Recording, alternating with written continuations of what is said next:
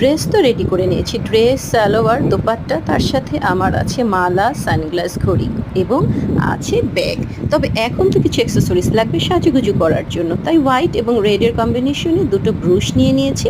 Simple look থাকবে, কারণ গরমের দিন এত হাজিবাজি দিয়ে সাজার কোনো মানেই নেই। এখন দুটো ফিঙ্গার রিংও লাগবে, তো অনেক ধরনের ফিঙ্গার রিং আছে, একবারে বক্স বক্স করা, তো ভাবলাম কোনটা পরি করতে করতে নিয়ে নিয়েছি এই সিলভার কালারটা। সিলভার কালার স্টোন ওয়ার্ক করার এই আংটিটার সাথে আর একটা নিয়েছি ব্ল্যাক, হোয়াইট এবং গোল্ডেন, যেহেতু আমার ড্রেসের সিকোয়েন্সের কাজটা কিন্তু গোল্ডেন। তো যাই হোক, এবার হচ্ছে ব্রেসলেট চুজ করবার পালা। এখন যে বক্সটা দেখাচ্ছি এটাতে আছে যতগুলো ব্রেসলেট, সবই আমার গিফট। সো গিফট আইটেম থেকে কোনটা পরবো ভাবতে ভাবতে ভাবছি যে এইটা পরবো না ওটা পরবো, পরে একটা সিম্পল নিয়ে নিলাম কম্বোডিয়া থেকে আনা ব্রেসলেট।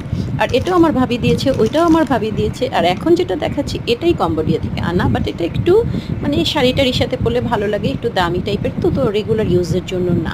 তারপরে ভাবছি ঠিক আছে পরেই নেই, কি আর করা, যেহেতু ঈদ বলে কথা।